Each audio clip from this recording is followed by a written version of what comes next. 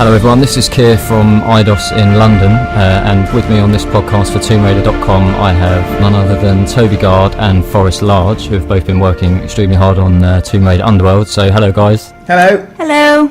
In this week's podcast we're going to discuss what it was like to work on Underworld, what they've been doing on the game, what you guys can expect to see from the upcoming trailer, and a little bit about the downloadable content that's to come as well. So if we can start off, could you just give us an outline of what you guys have been working on Tomb Raider Underworld? Well, we have been working on the cinematics, obviously, and in the cinematics we have animation, we have lighting, we have effects, we have audio, and we have music. So that's primarily the focus. So I'm the cinematics director, so my main task was working with Eric Lindstrom, the creative director, to work out the story, and then basically choreograph the cinematics. That included going to the mocap sessions and actually directing the actors, then working with the animators to turn that into finished cinematics, setting up the cameras, and obviously just working with all of the rest of the people to bring it to a finished level of completion. Okay, and I know this was the first time Lara's been mocapped. How was it working with the new technology? Well, mocap has been really good for us. For cinematics, at least, it's been particularly useful because we were able to use a method to create the cinematics that we haven't actually had the chance to do before. Generally speaking, we have to lock down the sort of the camera before we really start any animation, so the sequence is already in the bag on paper in storyboard form. That's how we've always done it in the past, but mocap allows us to be able to just work with the actors, let them do what they do best, and then we can essentially refilm the sequence from different angles afterwards when we're actually working in 3D on the computers. So that's given us a lot of flexibility and allowed us, I think, to create a much more polished final product. Which areas or which part of the cinematics are you most pleased with, looking back on Underworld as a project? I think that I'm pretty pleased with how the end of the game turned out. I think that we were heading towards quite a big finale, and I think that we managed to pull that off pretty well. Cool, well, we won't go into too much detail about the ending, so I guess people have to wait and see. Yes. How does it feel now that you've completed the main part of the game? What's the general atmosphere at Crystal, and how does everyone feel about Underworld? I think we're all quite proud, actually. I think there's a simultaneous sort of, some people are still pretty tired and catching up on their sleep. Everyone's been cranking and working super hard for the last few years. And there's also just a feeling of great accomplishment. You know, this is a great feat that we've accomplished, and now it's about to be released out into the world, and we'll see how the public receives it. Sure. Have you had time to sit down and play through the game? I've played through the game, yeah. And how is it after putting in all the hours to finally see the finished product? Well, it's always amazing to watch the project go from fragments that look like they're going to work and bits that look unpolished, and then seeing it transform, normally in the very last few months of the game development, into a final polished product, and that's always quite impressive to see. Cool.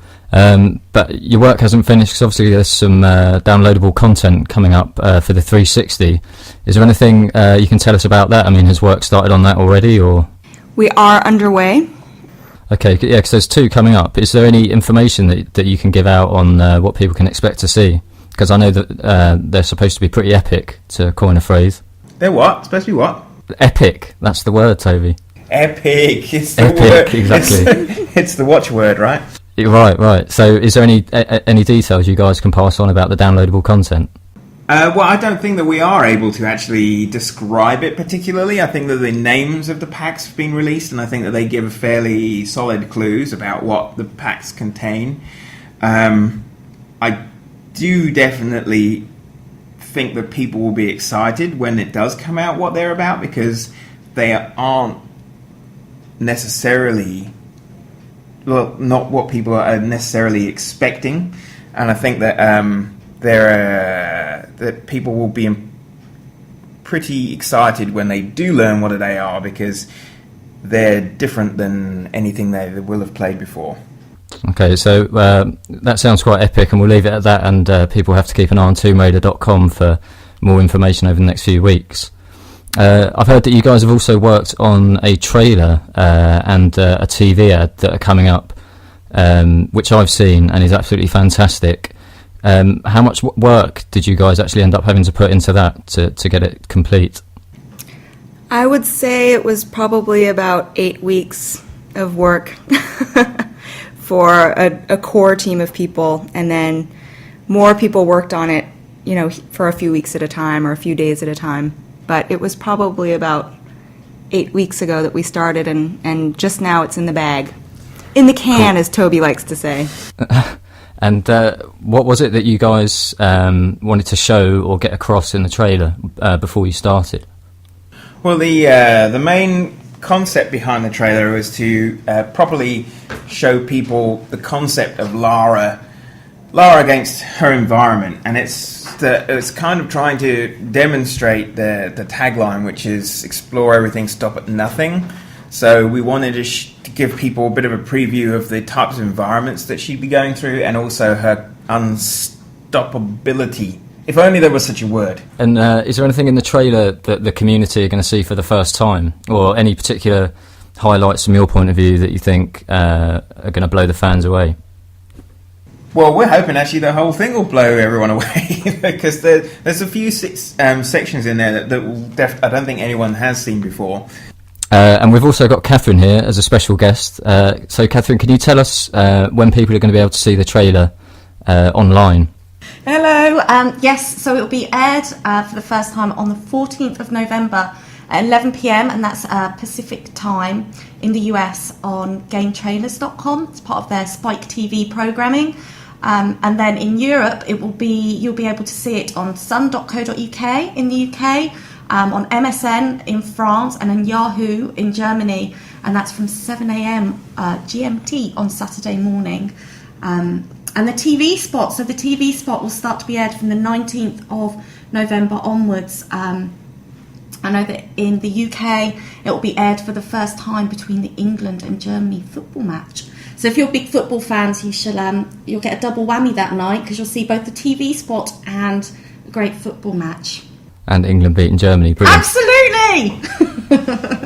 And while I've got you there, Catherine, I know there's a lot of people in the community who'd be keen to hear. Are we going to be able to release any renders of any of the characters, like Natla or anyone in the game?